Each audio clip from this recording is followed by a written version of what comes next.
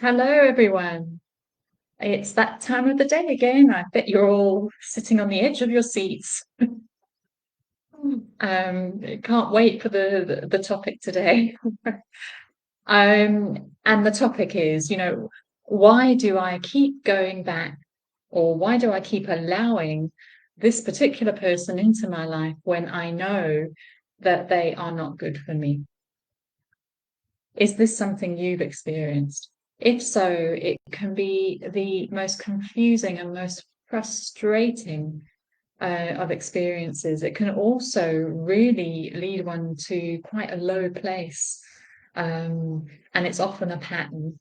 There's a pattern in relationships of allowing unhealthy people into your life. And when we're talking about this, we're not just talking about, intimate romantic relationships. We're talking about bosses, we're talking about friends, uh, you name it, any type of relationship. So I think what we need to ask here, and what the question itself is asking, is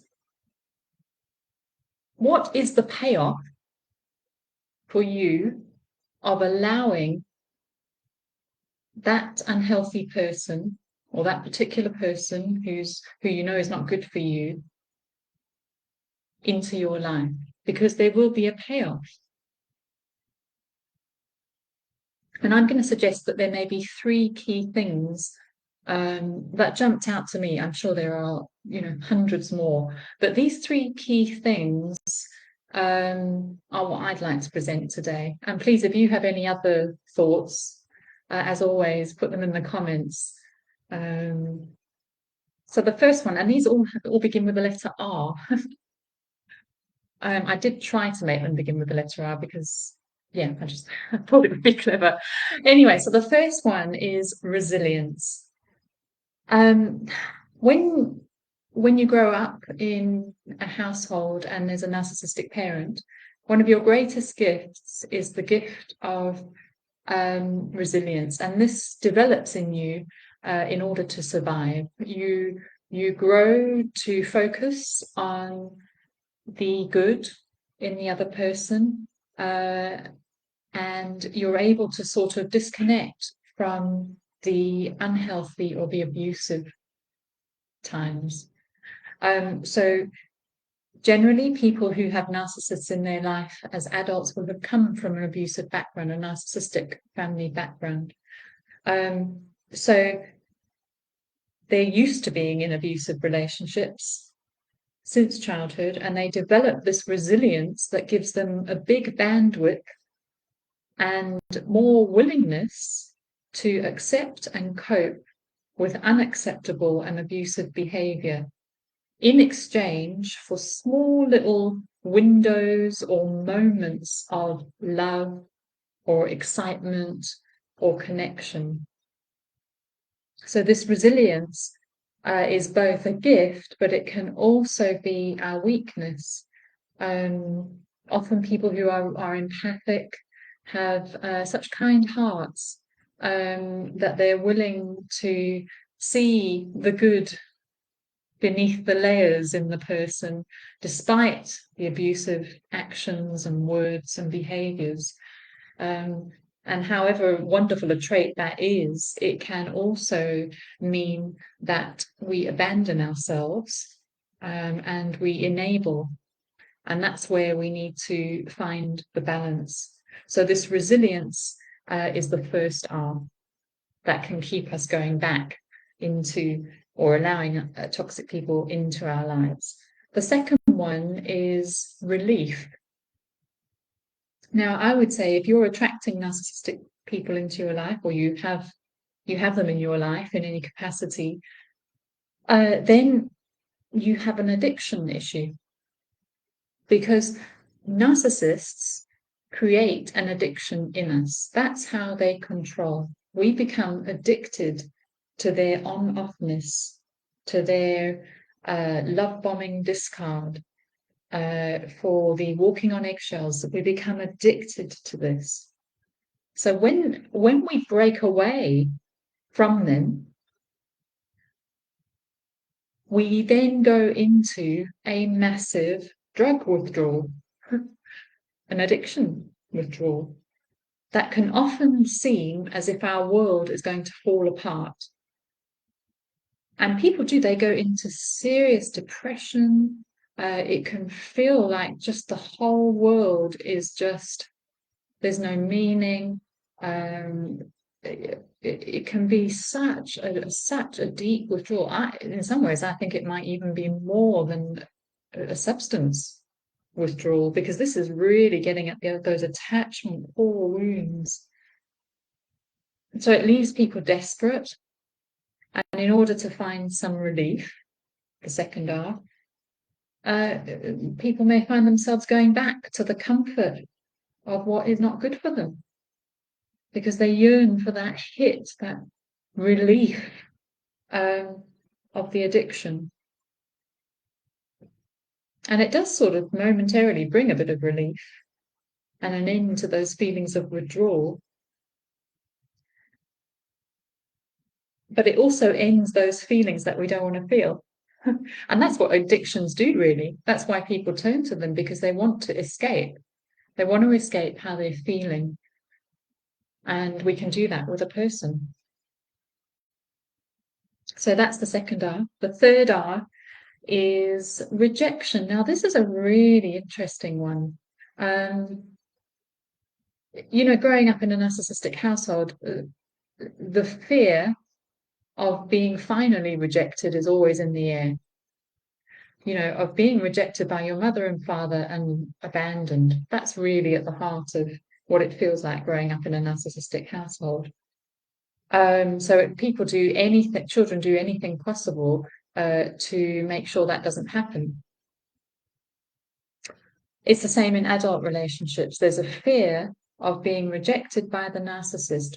But the thing is, at some point, either they end the relationship or the one who's being abused wakes up and decides to end it themselves. Now, this is the thing with rejection. When you have been the victim of a narcissist, the greatest fear actually is being the rejector, not being the rejected one. That's quite a familiar feeling. The unfamiliar feeling is being the one who rejects. So part of the reason that people go back to abusive partners is because they don't want the other person to feel hurt. They don't want to be in that role of having made a decision in their own best interests to reject somebody else. It just doesn't feel right. It doesn't sit right with them. It's uncomfortable.